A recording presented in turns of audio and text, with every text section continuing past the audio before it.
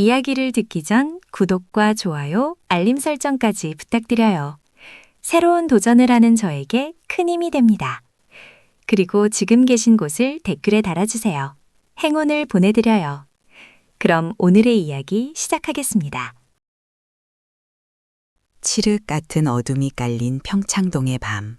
거대한 저택의 철문이 차갑게 열리며 여행용 가방 하나가 빗물 섞인 아스팔트 위로 내동댕이 쳐집니다.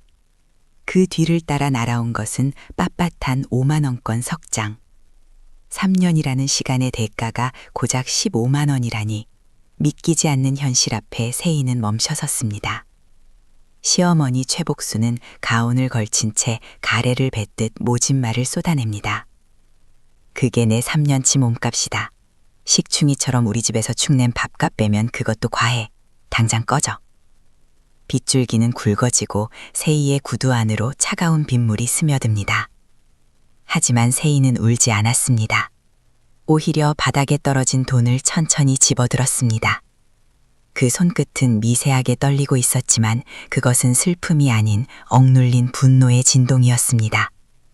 3년 전 모든 것을 버리고 선택했던 평범한 삶이 이토록 처참하게 무너지는 순간 그녀의 머릿속에서는 무언가 끊어지는 소리가 들렸습니다. 그래, 당신들이 원하는 바닥이 이런 거였지. 세희는 젖은 머리카락 사이로 저택의 불빛을 응시했습니다. 그 불빛은 이제 그녀에게 따스한 안식처가 아닌 반드시 꺼트려야 할 목표물이 되었습니다. 남편 박진우는 그 뒤에서 상간녀 유미래의 어깨를 감싸 안은 채 냉소적인 미소를 지으며 나타납니다. 그는 이제 막 장관 비서실장이라는 권력의 사다리에 올라탄 참이었죠. 세희야, 이제 레벨 차이 좀 느끼지? 난 이제 장관 비서실장이야. 너 같은 바닥 인생이 내 앞길 막는 꼴 더는 못 보겠다. 진우의 목소리에는 일말의 미안함조차 없었습니다. 옆에 선 미래는 승리자의 미소를 지으며 세희를 위아래로 훑어봅니다. 세희는 그들의 비열한 얼굴을 하나하나 가슴속에 새겼습니다. 3년, 길었던 휴가가 드디어 끝났네. 세희의 눈빛이 순식간에 차가운 살기로 번뜩이기 시작했습니다. 그녀는 원래 대한민국 정재계의 뒷사정을 설계하고 처리하던 그림자 해결사였습니다. 거물급 회장들도 그녀 앞에서는 고개를 숙여야만 했던 시절이 있었죠. 단지 사랑 하나를 믿고 그 화려한 왕관을 내려놓았을 뿐입니다. 하지만 이제 그들이 세희를 다시 전장으로 불러냈습니다. 빗물에 젖은 15만 원을 움켜준 그녀의 주먹에 힘이 들어갑니다. 이제 자비는 없습니다. 오직 철저한 파멸만이 남았을 뿐입니다. 세희는 3년 전을 회상합니다. 대한민국을 뒤흔드는 권력자들의 비밀을 손에 쥐고 흔들던 그녀가 왜 이런 수모를 견뎠을까요? 그것은 오직 박진우라는 남자를 향한 진심 때문이었습니다. 하지만 시가에서의 생활은 지옥 그 자체였습니다. 최복수는 세희를 사람 취급하지 않았습니다. 명절이면 20인분의 음식을 혼자 다 하게 했고 조금이라도 간이 맞지 않으면 불호령이 떨어졌습니다. 천한 것들은 손끝도 매운 법이라더니 이따위 음식을 누구 입에 넣으라고. 최복수는 세희의 무릎을 꿇리고 바닥 청소를 시키며 걸레를 얼굴에 던지기까지 했습니다. 세희는 참았습니다. 이것이 평범하게 사는 대가라고 믿었기 때문입니다. 하지만 박진우는 세희의 그런 헌신을 발판 삼아 출세 가도를 달렸고 성공의 기미가 보이자마자 가장 잔인한 방식으로 그녀를 내팽개쳤습니다. 이제 세희는 더 이상 인내하지 않기로 했습니다. 그녀는 젖은 몸을 이끌고 소래포구 예문의 외딴 지하 창고로 향합니다. 그곳은 그녀가 은퇴하며 모든 과거를 봉인했던 비밀기지이자 다시 여왕으로 부활할 성소였습니다. 소래포구의 비릿한 바다내음이 섞인 바람을 가르며 세희가 낡은 창고 앞에 섰습니다. 겉보기에는 버려진 폐건물 같지만 이곳은 최첨단 보안 시스템으로 무장된 그녀만의 요새입니다. 입구의 낡은 철문을 열고 들어가자 자욱한 먼지가 그녀를 반깁니다. 세희는 벽면에 숨겨진 패널을 터치했습니다. 붉은색 레이저 가동음과 함께 벽이 갈라지며 비밀 통로가 나타납니다. 3년 동안 한 번도 찾지 않았던 이곳에는 그녀가 활동하던 시절의 모든 기록과 장비들이 그대로 보존되어 있었습니다.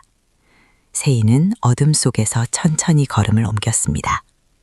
발소리가 울려 퍼질 때마다 꺼져 있던 조명들이 하나 둘씩 켜지며 실내를 밝힙니다. 수십 대의 모니터와 서버렉이 조용히 숨을 쉬고 있었습니다. 이곳에 발을 들이는 순간 현모양처였던 박세희는 죽었습니다. 이제 다시 대한민국 정재계를 공포로 몰아넣었던 그림자 실장이 귀환한 것입니다. 그녀의 눈빛은 이제 그 어떤 다이아몬드보다 단단하고 차갑게 빛나고 있었습니다. 먼지 쌓인 강철금고 앞에 선 세희가 자신의 지문을 인식시키고 홍채를 스캔합니다. 인증되었습니다. 환영합니다, 실장님. 기계적인 음성과 함께 묵직한 금고문이 열립니다. 그 안에는 수십 대의 대포폰, 위성 연결이 가능한 고성능 노트북, 그리고 대한민국 핵심 인사들의 치명적인 약점이 담긴 USB들이 정렬되어 있습니다. 세희는 그중 가장 낡은 구형 폴더폰 하나를 꺼내 전원을 켰습니다. 전원이 켜지자마자 액정 위로 수천 개의 부재중 전화와 메시지가 폭포수처럼 쏟아집니다. 실장님, 어디 계십니까? 도와주십시오, 제발. 당신이 없으면 이 판은 끝납니다. 메시지 하나하나에는 대한민국을 쥐락펴락하는 거물들의 절규가 담겨 있었습니다. 세희는 차가운 미소를 지으며 전화번호부 상단의 이름을 검색했습니다. 그녀가 처음으로 겨냥할 화살은 바로 박진우의 야망을 송두리째 뿌리 뽑는 것입니다. 가장 높은 곳에 올라갔다고 착각하는 순간 그 발판을 무너뜨려 심연으로 떨어뜨리는 것이 그녀의 전문 분야였으니까요. 세희는 망설임 없이 유통공룡이라 불리는 태산그룹 윤 회장에게 전화를 걸었습니다. 신호음이 채 3번도 울리기 전에 상대방이 전화를 받습니다. 박 실장입니다. 윤 회장님, 아직 제게 빚 갚을 생각 있으신가요? 세희의 차분한 목소리가 창고 안을 울립니다. 전화 너머에는 짧은 정적이 흐르더니 이내 노인의 떨리는 목소리가 들려옵니다. 실장님, 죽었다고 생각했습니다. 명령만 내리십시오. 당장 헬기라도 띄우겠습니다. 아니, 제가 지금 어디로 가면 되겠습니까? 윤 회장은 3년 전 세희의 설계 덕분에 그룹 승계 전쟁에서 살아남을 수 있었던 인물입니다. 그는 세희에게 목숨보다 큰 빚을 지고 있었죠. 세희는 창밖의 어둠을 응시하며 말했습니다. 헬기까지는 필요 없습니다. 다만 박진우라는 남자가 장관 비서실장 자리에 오르는 꼴을 보고 싶지 않군요. 그리고 그 집구석의 자금줄을 완벽하게 차단해 주세요. 세희의 복수 설계도가 본격적으로 실행되기 시작한 순간이었습니다. 다음 날 아침 박진우는 세상에서 가장 행복한 기분으로 눈을 떴습니다. 유미래와 함께 맞이하는 아침, 그리고 곧 있을 장관 비서실장 임용 소식에 그는 이미 세상을 다 가진 듯 했습니다. 하지만 그의 휴대폰이 요란하게 울리며 평화를 깼습니다. 장관 후보자로부터 온 직접적인 연락이었습니다. 자네, 대체 과거에 무슨 짓을 하고 다닌 거야? 검찰 대사 결과가 방금 나왔는데 도저히 자네를 쓸 수가 없게 됐어. 임용은 보류가 아니라 취소네. 박진우의 얼굴이 순식간에 흑빛으로 변했습니다. 장관님, 그게 무슨 말씀이십니까? 내 사란이요. 저는 결백합니다. 하지만 전화는 냉정하게 끊겼습니다. 동시에 유미리의 비명소리가 거실을 울립니다. 그녀의 명품 숍으로 국세청 직원들이 들이닥쳐 세무조사를 시작했다는 소식이었습니다. 두 사람은 서로를 바라보며 망연자실했습니다. 불과 몇 시간 전까지 자신만만했던 권력의 꿈이 모래성처럼 허물어지고 있었습니다. 한편 시어머니 최복순에게도 재앙이 닥쳤습니다. 그녀는 강남 사모님들의 은밀한 친목 모임인 청담회의 정기 오찬에 참석했습니다. 평소처럼 자신의 명품 가방과 한정판 다이아몬드 목걸이를 자랑하며 우쭐대고 있었죠. 하지만 분위기가 평소와 달랐습니다. 사모님들이 그녀를 보며 수근거리더니 급기야 모임의 회장이 최복순의 앞바닥에 잡지 한 권에 내던집니다. 최 여사, 이거 어떻게 설명할 거야? 당신이 자랑하던 그 목걸이, 홍콩에서 건너온 최상급 짝퉁이라며 우리 모임 격떨어지게 정말 왜 이래? 잡지에는 최복순이 가진 보석들이 정교하게 제작된 가짜라는 감정 결과가 실려 있었습니다. 세희가 미리 심어둔 정보원들이 퍼뜨린 정보의 암살이었습니다. 최복순의 얼굴은 순식간에 발갛게 달아올랐고 평생을 쌓아온 허영의 성이 무너지는 소리가 들렸습니다. 그녀는 도망치듯 파티장을 빠져나왔습니다. 세희는 화려한 펜트하우스의 테라스에 서서 태블릿 PC로 그들의 몰락 과정을 지켜보고 있었습니다. 화면 속에서는 박진우가 검찰청 앞에서 기자들에게 둘러싸여 쩔쩔매는 모습과 최복순이 자택 앞에서 빚쟁이들에게 시달리는 모습이 실시간으로 중계되고 있었습니다. 한 번에 죽이면 재미없지. 가장 높은 곳에서 떨어뜨려야 그 추락의 고통을 온몸으로 느낄 테니까. 세희는 차가운 샴페인을 한 모금 마셨습니다. 그녀의 곁에는 태산그룹의 윤 회장이 보낸 최고의 비서진과 경호원들이 대기하고 있었습니다. 이제 그녀는 더 이상 비를 맞으며 쫓겨나던 가련한 며느리가 아니었습니다. 대한민국 정재계의 판을 짜는 거대한 손, 그림자 여왕으로 완벽하게 복귀한 것입니다. 하지만 이것은 시작에 불과했습니다. 그녀는 그들에게 마지막으로 가장 화려하고 처참한 파멸의 무대를 선물할 계획을 세우고 있었습니다. 바로 최복순이 재기를 노리며 전 재산을 털어 준비 중인 자선 경매 파티였습니다. 최복순은 마지막 희망을 걸었습니다.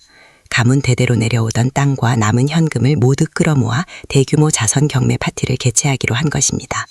이 파티를 통해 인맥을 회복하고 박진우의 재기를 돕겠다는 속셈이었죠. 그녀는 이번만큼은 완벽해야 한다며 남은 돈을 털어 화려한 호텔 연회장을 빌렸습니다. 하지만 그녀가 모르는 사실이 있었습니다. 경매에 나올 주요 물품들과 참석 리스트까지 이미 세희의 손안에서 통제되고 있었다는 점입니다. 박진우 역시 유미래와 함께 파티장에 나타났습니다. 그는 여전히 자신이 가진 마지막 권력의 끈을 놓지 않으려 했으며 사람들에게 비굴한 미소를 지어 보였습니다. 하지만 파티장에 모인 사람들의 시선은 싸늘하기만 했습니다. 그들은 이미 박진우의 몰락을 예감하고 하이에나처럼 구경하러 온 관객들에 불과했습니다. 무대에 막이 오르기 직전 연회장 입구에 거대한 검은색 세단 행렬이 멈춰섰습니다. 연회장의 문이 열리고 눈부신 조명 아래 한 여성이 등장합니다. 억소리 나는 다이아몬드 티아라와 세계에 단 한 벌뿐인 오트쿠뚜르 드레스를 입은 세희였습니다. 그녀의 우아하고 당당한 자태에 파티장은 일순간 정적에 휩싸였습니다. 사람들은 저 귀하신 분이 누구냐며 웅성거리기 시작했습니다. 최복순은 세희를 알아보지 못한 채 그녀의 화려한 겉모습에 홀려 허리를 굽히며 다가갔습니다. 어머나, 이렇게 귀하신 분이 저희 파티를 빛내주시다니요. 혹시 어느 그룹 사모님이신지요? 최복순의 아부 섞인 목소리에 세희는 옅은 미소를 지었습니다. 그 미소 뒤에 숨겨진 서늘함을 최복순은 눈치채지 못했습니다. 옆에 있던 박진우 역시 넋을 잃고 세희를 바라보았습니다. 어딘가 익숙한 느낌이 들었지만 자신이 빗속에 내던졌던 그 초라한 여자라고는 꿈에도 생각지 못했습니다. 세희는 아무 말 없이 경매장 정중앙의 VIP석으로 향했습니다. 경매가 시작되려던 찰나 갑자기 파티장의 모든 조명이 꺼졌습니다. 당황한 최복순이 소리를 질렀지만 이내 무대 위의 대형 스크린에 영상이 재생되기 시작했습니다. 사람들의 눈이 휘둥그레졌습니다. 화면에는 박진우와 유미래의 적나라한 미래 정면은 물론 박진우바 비서실장 자리를 따내기 위해 정재계 인사들에게 건네려 했던 뇌물장부와 은밀한 통화 녹취록이 흐르고 있었습니다. 파티장은 순식간에 아수라장이 되었습니다. 이게 뭐야? 저게 다 사실이야. 사람들의 비난 섞인 외침이 쏟아졌습니다. 최복순은 사들인 가짜 명품 장부까지 공개되자 바닥에 주저앉았습니다. 박진우는 미친 듯이 스크린을 끄라고 소리쳤지만 이미 늦었습니다. 모든 진실이 만천하에 드러난 순간이었습니다. 그때 VIP석에 앉아있던 세희가 천천히 자리에서 일어나 무대 위 마이크를 잡았습니다. 스포트라이트가 세희를 비춥니다. 그녀는 마이크를 잡고 차가운 목소리로 입을 열었습니다. 최복순 씨, 박진우 씨, 나 기억해요. 당신들이 빗속에 던졌던 15만 원짜리 며느리 박세희입니다. 그 목소리에 파티장은 찬물을 끼얹은 듯 조용해졌습니다. 최복순과 박진우의 눈이 경악으로 커졌습니다. 세희라고? 네가 어떻게 저 자리에? 박진우의 목소리가 떨렸습니다. 세희는 그들을 내려다보며 말을 이었습니다. 사람의 가치를 돈으로 매기는 당신들에게 내가 받은 15만 원의 이자가 얼마나 무서운지 보여주러 왔어. 당신들이 쌓아온 그 가증스러운 탑은 오늘로 끝이야. 그 순간 연회장의 문이 다시 한번 열리며 수십 명의 검찰 수사관들이 들이닥쳤습니다. 그들은 박진우의 팔목에 수갑을 채웠고 유미래와 최복순에게도 체포영장을 제시했습니다. 파티장은 순식간에 범죄 현장으로 변해버렸습니다. 수갑이 채워진 채 끌려가며 박진우는 발악했습니다. 세희야, 네가 어떻게 나한테 이럴 수 있어? 우린 부부였잖아. 이건 꿈이야. 제발 살려줘. 그의 비굴한 외침에 세희는 차갑게 대꾸했습니다. 아니, 이건 꿈이 아니라 현실이야. 네가 벌인 15만 원의 대까지. 최복순 역시 울부짖으며 세희의 옷자락을 잡으려 했지만 경호원들에게 가로막혔습니다. 한때 세희를 식충이라 부르며 멸시하던 그녀의 위엄은 온데간데 없고 그저 탐욕에 찌든 노인의 추한 모습만 남았습니다. 세희는 그들이 연행되는 뒷모습을 끝까지 지켜보았습니다. 3년 동안 가슴속에 맺혔던 응어리가 조금은 풀리는 듯했지만 그녀의 마음 한구석은 여전히 시렸습니다. 진정한 복수는 그들을 감옥에 보내는 것이 아니라 그들이 가진 모든 인간성이 얼마나 저렴했는지를 깨닫게 하는 것이었기 때문입니다. 일주일 뒤 모든 재산을 몰수당하고 월세방에서도 쫓겨난 최복순과 박진우는 비 내리는 소래포구 거리를 배회하고 있었습니다. 그들은 이제 갈 곳 없는 노숙자와 다름없는 신세가 되었습니다. 화려했던 평창동 저택은 경매로 넘어갔고 그들을 따르던 사람들도 모두 등을 돌렸습니다. 빗물에 젖은 옷차림으로 편의점 앞에서 컵라면 하나를 나눠 먹으려던 그들 앞에 검은색 고급 세단 한 대가 멈춰섰습니다. 차 문이 열리고 우아한 우산을 쓴 세희가 내렸습니다. 그녀는 3년 전 자신이 쫓겨날 때 입었던 것과 비슷한 남색 세미 정장을 입고 있었습니다. 하지만 그 분위기는 완전히 달랐습니다. 무릎을 꿇고 살려달라, 한 번만 도와달라며 발등을 붙잡는 그들에게 세희는 주머니에서 무언가를 꺼냈습니다. 3년 전 그날처럼 꼬깃꼬깃해진 5만 원권 석장이었습니다. 세희는 15만 원을 그들의 발치에 던지며 말했습니다. 이걸로 라면이라도 사 먹어. 너희 같은 인간들의 가치는 딱 이 정도니까. 내가 받은 15만 원 이제 그대로 돌려줄게. 박진우는 바닥에 떨어진 돈을 줍기 위해 진흙탕에 손을 뻗었습니다. 그 처참한 모습을 보며 세희는 깨달았습니다. 저들이 잃은 것은 돈이나 권력이 아니라 사람으로서의 존엄성이었다는 것을요. 세희는 뒤도 돌아보지 않고 차에 올랐습니다. 멀어지는 차창 밖으로 울부짖는 그들의 소리가 빗소리에 묻혀 사라져갔습니다. 세희는 창밖의 바다를 보며 깊은 한숨을 내뱉었습니다. 긴 복수의 여정이 끝났지만 그녀의 가슴에는 승리감보다는 씁쓸한 교훈이 남았습니다. 사람을 대할 때 가장 중요한 것은 화려한 거칠애가 아니라 그 사람의 본질을 존중하는 마음이라는 지극히 당연한 진리였습니다. 세희는 다시 자신의 자리를 찾아갔습니다. 이제 그녀는 누군가의 그림자가 아닌 자신의 삶을 주도하는 여왕으로 살아가기로 결심했습니다. 태산그룹의 윤 회장은 그녀에게 정식으로 경영 고문 자리를 제안했지만 세희는 정중히 거절했습니다. 회장님, 저는 이제 누군가를 무너뜨리는 일보다 진정한 가치를 지키는 일을 하고 싶습니다. 그녀는 자신이 가진 막대한 자산을 활용해 사회에서 소외받고 무시당하는 사람들을 돕는 재단을 설립했습니다. 15만 원에 버려졌던 경험이 그녀를 더욱 단단하게 만들었기 때문입니다. 그녀는 이제 압니다. 돈과 권력은 언제든 사라질 수 있는 신기루 같지만 사람의 진심과 본질은 영원히 변하지 않는다는 사실을요. 세희의 얼굴에는 3년 전에는 없던 평온하고 깊은 미소가 번졌습니다. 인생에는 수많은 무게가 있습니다. 누군가는 그것을 돈으로 재고 누군가는 권력으로 재려 합니다. 하지만 기억하십시오. 내가 오늘 무심코 무시한 누군가가 사실은 내 세상을 통째로 뒤흔들 수 있는 거인일지도 모른다는 사실을요. 15만 원에 버려진 것은 며느리가 아니라 바로 그벨의 인간성이었습니다. 진정한 강자는 소리내어 자신을 증명하지 않습니다. 그저 묵묵히 자신의 자리를 지키며 사람의 가치를 귀하게 여길 뿐입니다. 오늘 여러분의 곁에 있는 사람들은 어떤 가치를 지니고 있나요? 그리고 여러분은 누군가에게 어떤 존재로 기억되고 싶으신가요? 화려한 껍데기 뒤에 숨겨진 진실을 볼 수 있는 눈을 가질 때 비로소 우리는 진정한 인생의 주인으로 거듭날 수 있을 것입니다. 세희의 이야기는 여기서 끝나지만 그녀가 남긴 15만 원의 교훈은 우리 가슴 속에 오래도록 남을 것입니다.